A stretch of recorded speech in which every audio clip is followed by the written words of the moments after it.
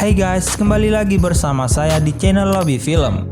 Bagi yang sudah mengikuti trilogi John Wick, pasti sudah tidak asing lagi dengan dunia yang dibuat oleh Chad Stahelski.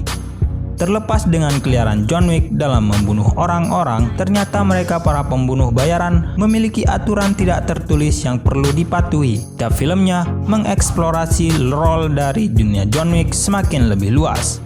Hal ini membuat para penonton mencoba mencari tahu mekanisme aturan dari pembunuh bayaran ini seperti apa. Nah, inilah beberapa penjelasan istilah dalam film John Wick.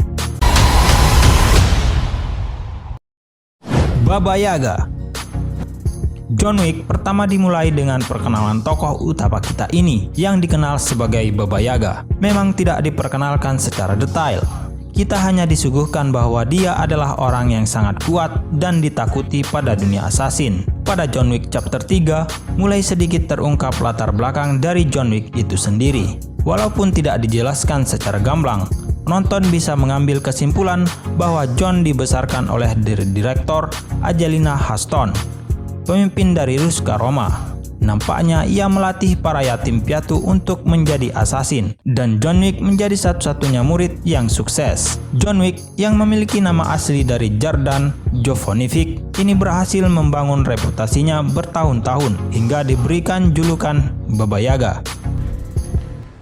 We call him Baba Yaga.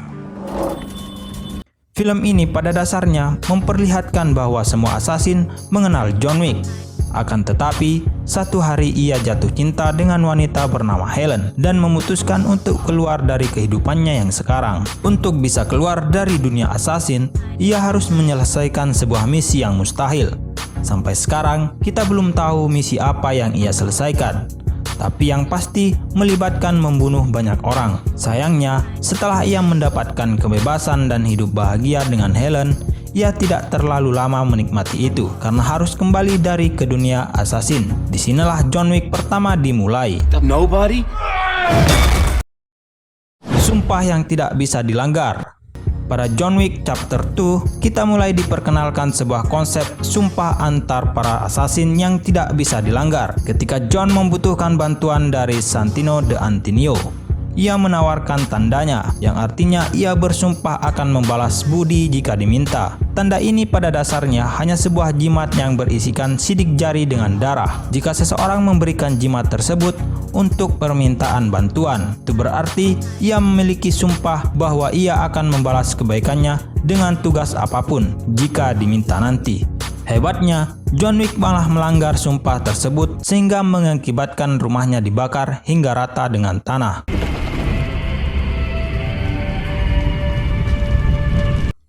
Continental. Salah satu lokasi yang sering dijadikan latar tempat pada trilogi John Wick adalah Hotel Continental. Hotel ini bukan hotel biasa, di sini merupakan tempat yang netral.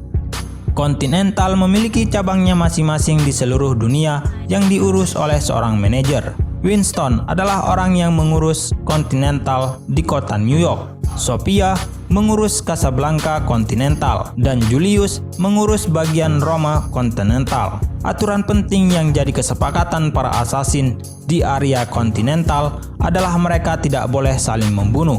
Jika ada yang melanggar, maka orang tersebut akan diberikan label excommunicado, yang dimana menghilangkan semua akses dan privilege dari dunia assassin.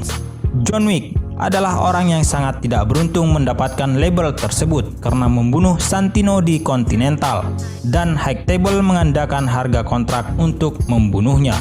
John Wick, 14 million. Open contract is now in effect. Alat tukar. Semua barang dan jasa yang disediakan oleh dunia bawah tanah ini memiliki mata uangnya sendiri. Setiap assassin yang berhasil menyelesaikan misinya akan diberikan koin emas sebagai hadiah. Koin emas ini adalah mata uang yang resmi, bisa ditukarkan untuk barang dan jasa untuk mendukung para assassin. Sayangnya, nilai mata uang ini masih belum jelas. Harga untuk membereskan mayat atau harga untuk membeli senjata sangatlah tidak jelas di harga berapa koin. Yang pasti, semua assassin sepakat akan menggunakan koin sebagai alat tukar mereka. Julius sempat menjelaskan secara singkat sejarah pertama kalinya menggunakan sistem koin emas ini sebagai alat tukar mereka. Charlie. John. High Table. Tentunya untuk membuat aturan-aturan yang bisa disepakati secara kolektif tersebut harus diatur oleh orang-orang yang memiliki otoritas. High Table adalah otoritas tertinggi dalam dunia assassin. Masih belum jelas siapa mereka, tapi mereka adalah sekumpulan pemimpin kriminal yang menguasai poros perdagangan. Mereka memberikan peraturan dan barang siapa yang melanggarnya, mereka berhak memutuskan untuk menghukumnya lewat seorang agen yang dipanggil The Adjudicator. Sederhananya, semua orang terlibat dalam dunia bawah tanah ini bekerja di bawah High Table, termasuk Continental yang harus menjawab panggilan dari High Table. Sampai film ketiganya ini, salah satu orang High Table yang kita ketahui adalah The Elder yang hidup di tengah padang gurun. Pekerjaannya juga tidak jelas, tapi yang pasti ia adalah orang yang dapat membalikan keputusan yang sudah dibuat oleh High Table.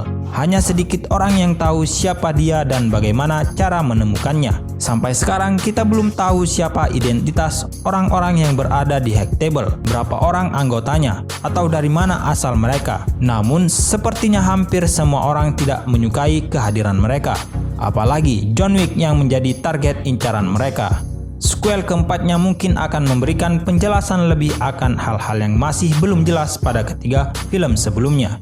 Terima kasih sudah menonton video ini.